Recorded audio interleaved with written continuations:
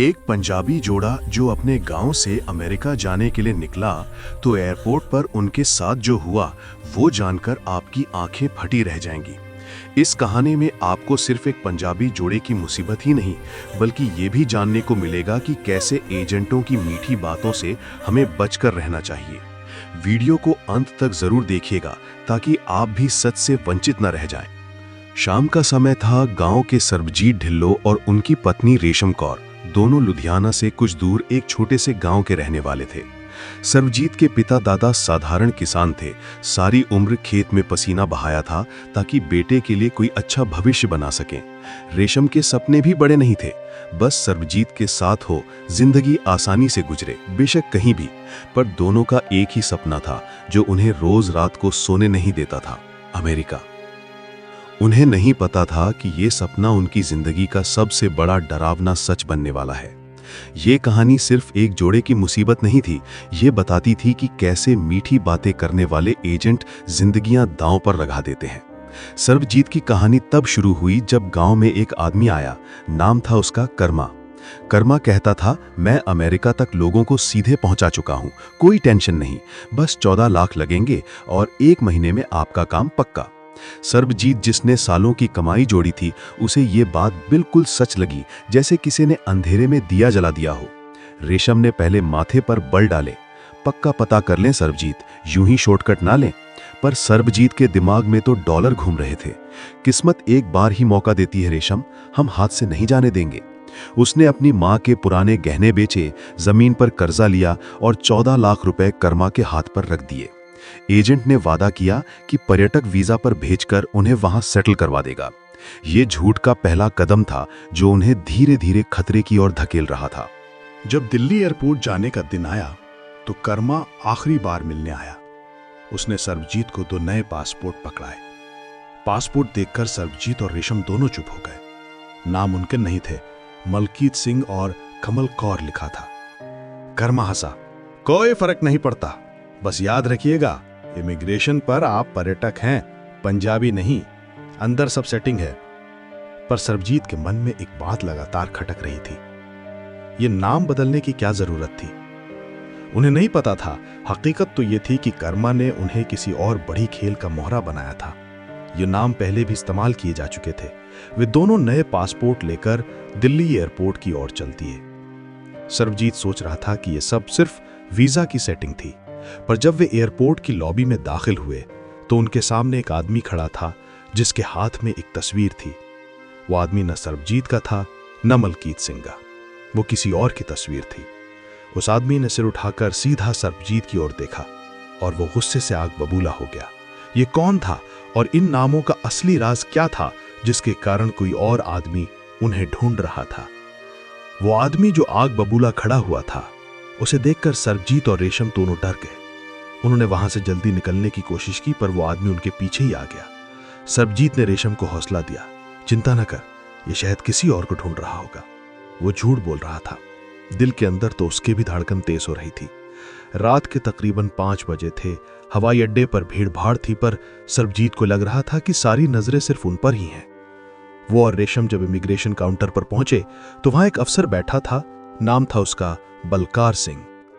बलकार सिंह की आंखें बहुत तेज थीं। रेशम के हाथों से पसीना बह रहा था। जब सरबजीत ने मलकीत सिंह वाला पासपोर्ट आगे किया तो बलकार सिंह ने एक भी सेकंड नहीं लगाया। उसने डॉक्यूमेंट स्कैनर पर रखा। कुछ सेकंड में ही कंप्यूटर पर लाल रंग की लाइट जल गई।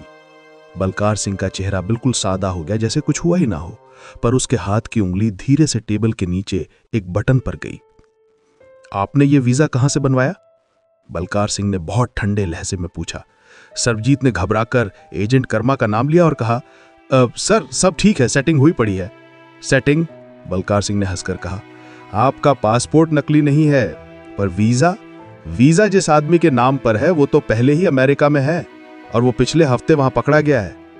यह सुनते ही सरबजीत के पैरों तले जमीन खिसक गई। रेशम की आंखों से आंसू छलक पड़े। आप गिरफ्तार हैं। उन्हें तुरंत एक सुरक्षा कमरे में ले जाया गया। पूछताछ में सरबजीत ने सारी सच्चाई बता दी। पुलिस ने बताया कि आपके वाले नाम मलकीत सिंह और कमल कौर, ये तो किसी गैंग के नाम हैं। ये गैंग पहले लोगों को भेजता है और फिर उनसे ड्रग्स की ट्रांसपोर्ट कराता है। आपका एजेंट कर्मा सिर्फ एक दलाल है। उनकी जिंदगी, उनके सपने सब खत्म हो गए थे। पुलिस ने कहा कि वे शिकार हैं। 3 दिनों की हिरासत के बाद जब उन्हें रिहा किया गया तो अफसर बलकार सिंह खामोशी से उनके पास आया। उसने सरबजीत के हाथ में एक पानी की बोतल पकड़ा दी। बोतल साधारण थी पर उसका ढक्कन लाल रंग का था। बलकार सिंह ने धीमी आवाज में कहा, पानी पीजिए और याद रखिएगा कर्मा फरार नहीं हुआ है, उसे किसी ने बचाया है। और ये लाल ढक्कन वाली बोतल फेंकनी नहीं जब तक आप घर नहीं पहुंच जाते। सरबजीत को समझ नहीं आया कि एक साधारण पानी की बोतल क्या कर सकती है। क्या ये लाल ढक्कन कोई कोड था या बलकार सिंह खुद उस गैंग का हिस्सा था जिसके इशारे पर सरबजीत को पकड़ा गया था। दिल्ली की गलियों में सरबजीत और रेशम एक दूसरे का हाथ पकड़कर चल रहे थे। उनके सपने टूट चुके थे पर उस लाल ढक्कन वाली पानी की बोतल ने एक नया डर और सस्पेंस पैदा कर दिया था। रेशम ने धीरे से कहा, अगर हम विदेश जाने के बजाय यही मेहनत करते तो शायद ये दिन न देखना पड़ता। सरबजीत की आंखों में पछतावा था। मैंने तुम्हारे और अपने माँ बाप के सपने तोड़ दिए, माफ करना।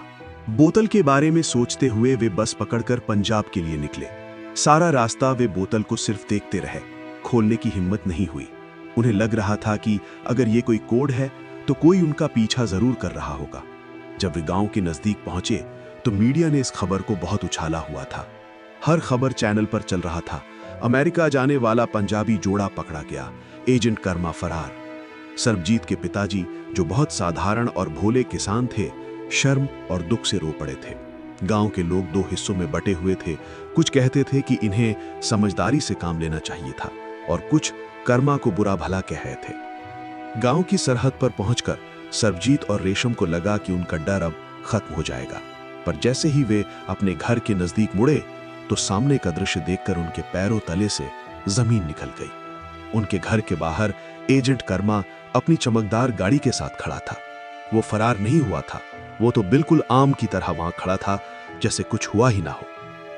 उन्हें देखकर कर्मा के चेहरे पर एक गंदी सी मुस्कान आ गई। कर्मा हंसकर बोला, आगे शिकारी, मैंने तो कहा था सेटिंग ऊपर तक है।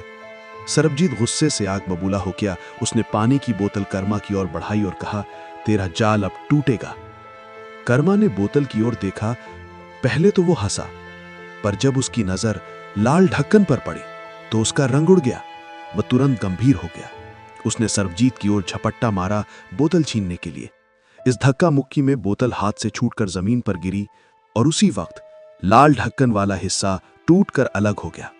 सरबजीत और रेशम हैरान हुए कि बोतल के बाकी हिस्से से तो पानी निकला, पर लाल ढक्कन वाले हिस्से में से एक छोटा सा कागज बाहर गिरा। कर्मा उस कागज को उठाने के लिए बेताब हो गया। कर्मा पागलों की तरह उस छोटे से कागज की ओर झपटा जो लाल ढक्कन वाले हिस्से में से निकला था। सरबजीत ने फुर्ती की और कागज को उठा लिया। कर्मा हंस नहीं रहा था। उसके माथे पर सच्चा डर साफ दिख रहा था। दे मुझे, दे वो कागज, कर्मा गुस्से से चिल्लाया। सरबजीत ने कागज को खोलकर देखा।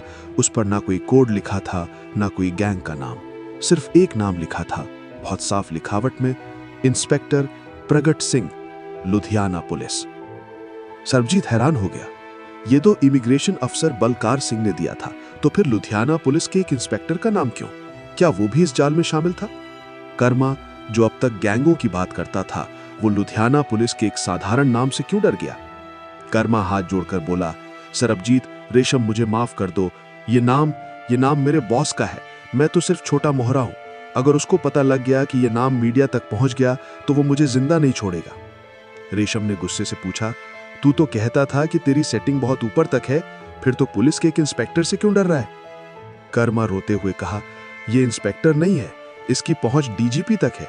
ये सारे एजेंटों को चलाता है। ये सिर्फ नाम है, पर इसकी ताकत बहुत बड़ी है। कर्मा की घबराहट सच्ची लग रही थी। सरबजीत ने महसूस किया कि वो अब सिर्फ एक छोटे से एजेंट से नहीं, बल्कि सिस्टम के एक बड़े आदमी से लड़ रहे थे। वो और रेशम तुरंत मीडिया रिपोर्टर से मिलने के लिए निकले, जिसने पहले उनकी खबर लगाई थी।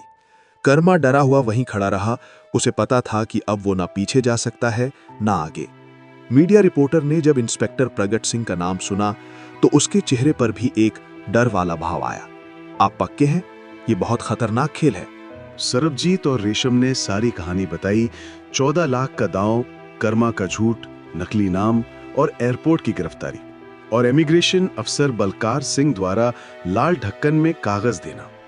मीडिया रिपोर्टर ने तुरंत खबर तोड़ने का फैसला किया, पर वो बहुत डरा हुआ था। उसने कहा, हम खबर तो लगाएंगे, पर हमें आपके एक और सबूत की जरूरत है। रिपोर्टर ने उन्हें एक होटल के कमरे में छुपा दिया। रात को रिपोर्टर ने सरबजीत को फोन किया और कहा, मैंने इंस्पेक्टर प्रगट सिंह के पुराने रिकॉर्ड चेक किए हैं। एक बात साफ है, उसकी ताकत बहुत ज्यादा है, पर मुझे एक और चीज मिली है जिससे वो पकड़ा जा सकता है।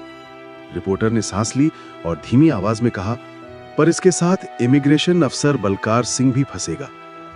सरबजीत के दिल की धड़कन तेज हो गई। क्या बलकार सिंह ने सिर्फ उन्हें बचाने के लिए यह खेल खेला था, या क्या वो भी सिस्टम का हिस्सा था और अब फंसने वाला था? रिपोर्टर की बात सुनकर सरबजीत और रेशम दोनों चिंता में पड़ गए। सरबजीत ने घबरा कर पूछा, क्या कह रहे हो? बलकार सिंह ने तो हमारी मदद की थी, वो कैसे फंसेगा? रिपोर्टर की आवाज फोन पर धीमी थी। सरबजीत, हमें सबूत चाहिए। मेरे पास रिकॉर्ड है कि प्रगट सिंह ने पिछले महीने 2 पासपोर्ट रिन्यू करवाए थे, जिनके नाम मलकीत सिंह और कमल कौर थे। ये वही नाम है जो आपको दिए गए, पर इन पासपोर्टों की असली डिटेल इमिग्रेशन के सिस्टम में बलकार सिंह के कोड से बदली गई थी। रेशम ने धीरे से कहा, मतलब बलकार सिंह को पता था कि वो फंसेगा, फिर भी उसने हमें नाम दिया? रिपोर्टर ने जवाब दिया, हो सकता है, शायद वो दोनों एक ही सिस्टम का हिस्सा थे, पर प्रगट सिंह ने उसे किसी बात पर धोखा दिया हो। ये सब सिर्फ छिपी हुई लड़ाई है। हमें सिर्फ एक बात करनी है, आप दोनों प्रेस कॉन्फ्रेंस पे आओ, सारी कहानी बताओ और उस कागज वाला नाम दुनिया को दिखाओ। अगर खबर लग गई तो कोई प्रगट सिंह को बचा नहीं सकेगा। सरबजीत ने रेशम की ओर देखा। उन्हें फिर सब कुछ दांव पर लगाना पड़ रहा था, पर इस बार अपने लिए नहीं, सच के लिए। उन्होंने हामी भर दी। अगले दिन लुधियाना में बड़ी प्रेस कॉन्फ्रेंस हुई। मीडिया के सामने सरबजीत और रेशम ने डरते हुए पर हिम्मत से सारी कहानी सुनाई। 14 लाख का दांव, कर्मा का झूठ, नकली नाम और एयरपोर्ट की गिरफ्तारी। अंत में सरबजीत ने कांपते हाथों से वो छोटा सा कागज खोला जिस पर लिखा था, इंस्पेक्टर प्रगट सिंह, लुधियाना पुलिस। खबर 1 मिनट में आग की तरह फैल गई। पंजाब पुलिस हिल गई। प्रगट सिंह पर तुरंत जांच शुरू हो गई। कुछ दिन बाद इंस्पेक्टर प्रगट सिंह पकड़ा गया और कर्मा भी। जांच में यह भी पता चला कि प्रगट सिंह सचमुच कई एजेंटों को चला रहा था। पर एक और बात सामने आई। इमिग्रेशन अफसर बलकार सिंह ने प्रेस कॉन्फ्रेंस से कुछ घंटे पहले इस्तीफा दे दिया था और वो गायब हो गया था। सरबजीत और रेशम को समझ आ गया था कि बलकार सिंह ने उनकी मदद की, पर अपने आप को फंसने से बचा लिया। उनके सपने टूटे, पर उनकी कहानी ने सैकड़ों लोगों की आंखें खोल दी। उन्होंने वापस अपने गांव आकर मेहनत से एक छोटी सी कॉफी शॉप खोली। ये कहानी हमें सिखाती है कि हर चमकने वाली चीज सोना नहीं होती। जिंदगी में कोई भी राह अगर आसान लगे तो पहले 10 बार सोचिए। ये कहानी भले ही काल्पनिक यानी फिक्शनल है, पर इसका आधार असल घटनाओं पर है। आप बताइए, क्या बलकार सिंह ने जो किया वो सही था? क्या उसने सिस्टम को तोड़ने के लिए अपनी नौकरी दांव पर लगाई या अपने आप को बचाया? इस सच की आवाज को आगे बढ़ाने के लिए कृपया हमारे चैनल को सब्सक्राइब करें और वीडियो को लाइक करना न भूलिएगा। धन्यवाद।